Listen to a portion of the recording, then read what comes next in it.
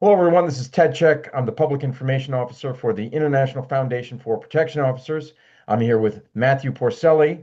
Matthew has agreed to give us a little bit of his time in his busy day to talk about how he became aware of the IFPO and its certificates. So, Matthew, welcome. Thank you, Ted. And once again, Happy New Year and thank you for having me. Happy New Year. Yeah, so you've had a long career in security. You've achieved a lot of certificates and a lot of success, held a lot of jobs. But how did you become aware of the International Foundation for Protection Officers? Well, Ted, when it comes to our career in security, especially in the frontline sector, or for any sector there, and you really want to hone in on organizations that really elevate your specialty. Now, what I found with IFPO, they are really the ones that um, advocate for frontline security professionals. Mhm. And with that, and again, that's been my goal all along from when I became a security officer 20 years ago to where I am now in management.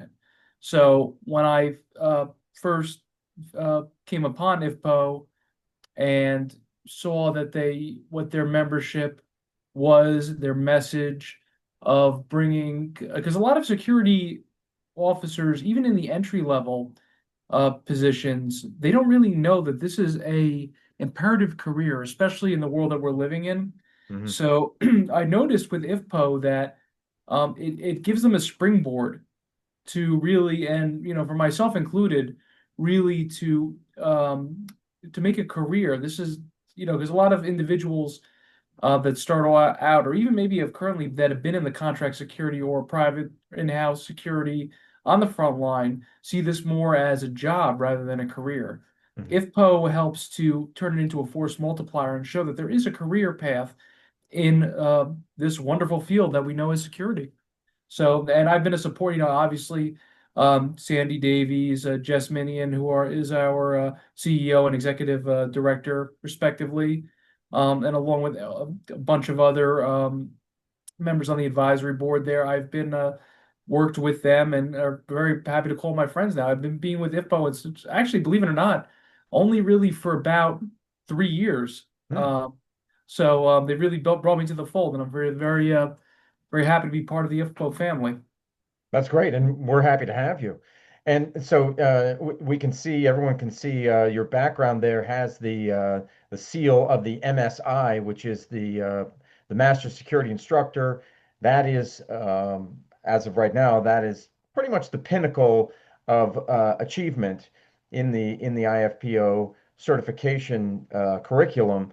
And I've discussed this in the past. There's many pathways that you can go within the IFPO curriculum.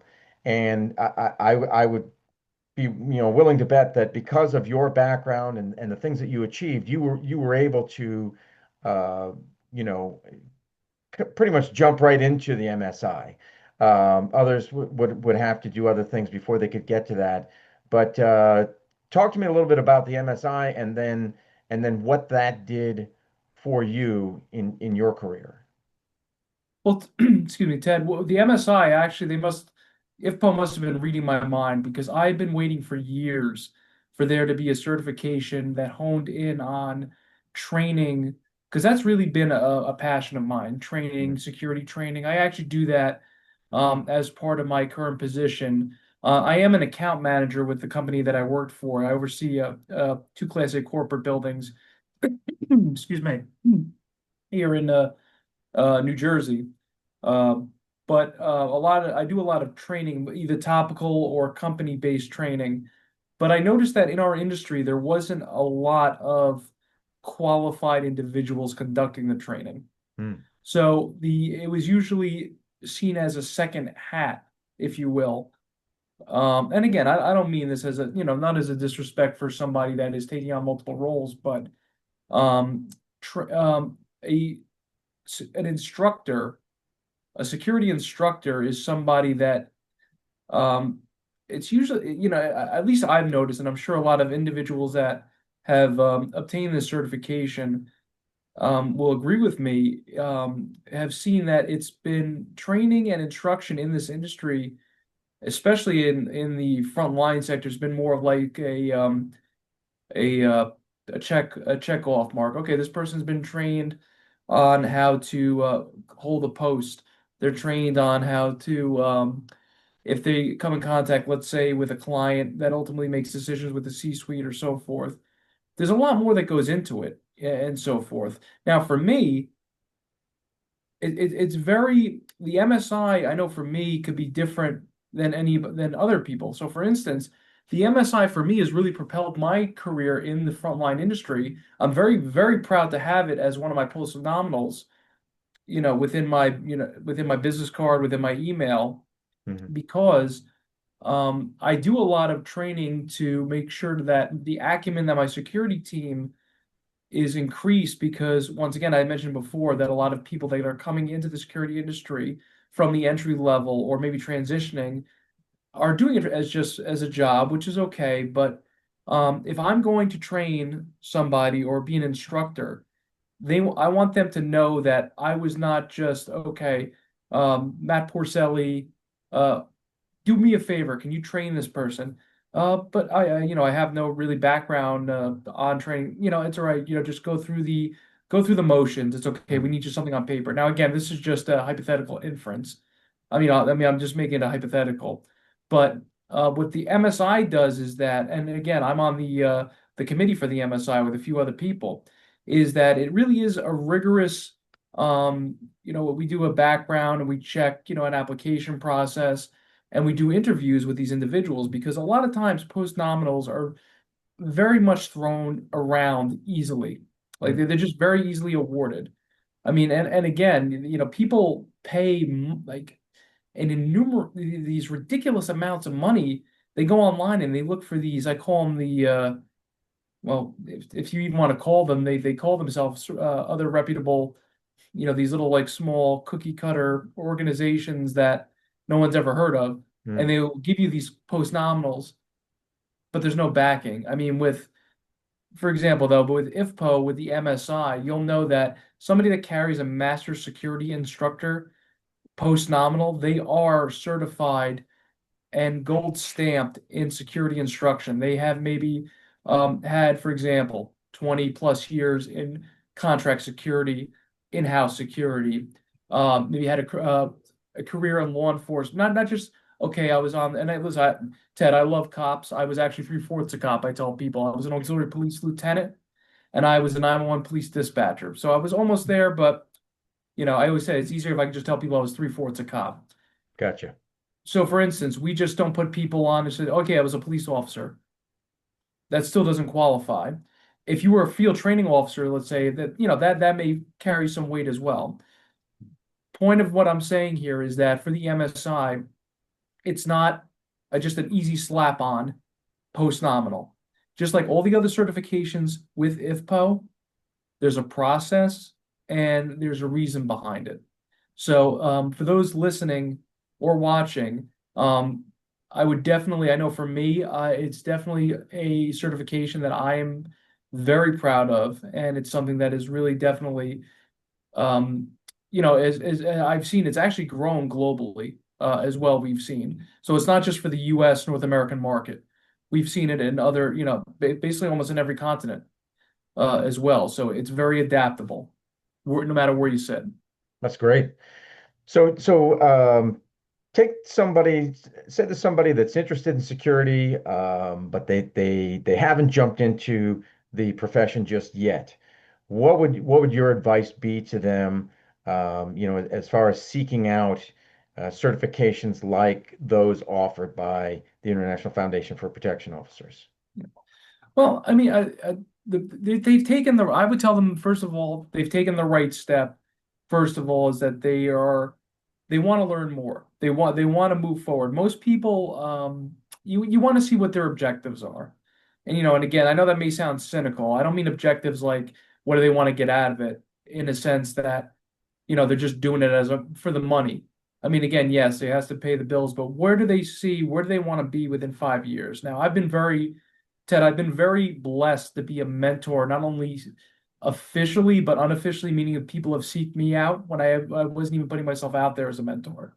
But I've told them, like, for example, for IFPO has, and this to me was revolutionary back, and I wish I had joined IFPO back when I became a security officer back in 2009, if I even knew it existed back then, because I know that my whole career would have been, would have been different with certification. It would have given me a better perspective of the front line because, and again, I'm if you look at there are a lot of the frontline security, and I'll always advocate for the frontline team, no matter, I mean, IFPO, that's what we do as a group. You and I both represent IFPO. It's a very underutilized population because if you think about it, most security organizations, whether it be membership or whatnot, it's always middle, it's usually always middle management and above. Right. The front line, I'm not saying that that's the end all. It's not like I'm saying the front line's always shunned. Thing with IFPO was I suggest that, and I like the fact that right off the bat, IFPO has certain for the initial security officers for everything from as soon as you come on the job up to supervision to the CSSM certified security management certifications, Right. all the way up to then you have the certified protection officer instructor, the MSI. There's a place for every security professional. Right. Like, Right. from, again, security officer to security professional to get started. Now, because again, a lot of people that come into this industry, either they're they could be transitioning from law enforcement or military. They could be coming out of high school, college, or they could just be retired and or just want extra income, which is Hmm. fine. But what we do as IFPO is we want to be there to kind of put them. We don't want them to be like I guess, forgive my analogies. I mean, trying to make it to make sense. When you get vertigo, if you ever had it, it's very disorienting. I've just actually got over it not too long ago. We Oh, don't want you to feel dizzy. We want you to be focused on a path because once you're disoriented, when you're trying to start a new career, just like I did, I wanted to be a cop, but then I found going to security was much more rewarding. When I made that transition from saying, hey, my identity was I wanted to be a police officer and then to become a security professional, and then into security management, I didn't know where to head. hmm. So that's why these certifications, specifically through IFPO, for example, and again, my own security team, I have about 30 security officers. I try to enlighten them and tell them, hey, this is what is out there, and this what will put you ahead of the game in our industry. Yeah. Well, that's fantastic. Yeah, and I did want to ask you, Matt, you bring up a question here. You said you thought about getting into law enforcement, but then changed your mind and got into security. What motivated you to pursue a career in security? So, I don't think I really have an earthly answer for that, if that makes sense. And I'll explain what I mean. So I grew up and still am a very devout Roman Catholic. My family and I, again, I've always been a man of faith and Saint, and again, as called divine intervention or whatnot. Hmm. But there was nothing specifically that happened. It was just one day I just realized that security was more fulfilling for me. Now, you may ask, where does the theological part of this come into it? Hmm. So, and I believe I told this to Sandy Davies, as well. She's great. She's always lent an ear to me on this. I've always go and say, and I hold this to the highest testament. In insecurity to me, it's a calling, not a profession. Hmm. So for me, being and again, doesn't Catholic, Christian, Jewish, Muslim, regardless of your background, I was inspired by the Pontifical Swiss Guard, the ones who protect the Pope, to go Oh, into security. Now, no, they didn't call me up and say, Matt, hey, would you go into this field as a favor to us? No, and you've noticed, I don't know if you could see it, but I have a Vatican flag on right here. oh, okay, okay. My wife gave that to me not too long ago. Um, See that's where, and I've had it for probably 15 years. So on top of that, St. Matthew always was um, seen as the patron, which he was, the patron saint of tax collectors. He's actually the patron saint of security. Hmm, Now, didn't know again, that. as that may sound ridiculous to some, I took that very much to heart. And again, it just hit me. Like I said, divine intervention. I don't know what it was. I've worked very closely and still work with law enforcement very closely with my efforts in security. It just, for whatever reason, on that, I remember it was a day in June in 2009. Mhm. I just found that security was more rewarding of a path for me, and that protecting others in that sense, in a security sense, is more of a calling rather than a profession. So ever since, hence why the Vatican lapel pin is Mhm. always there.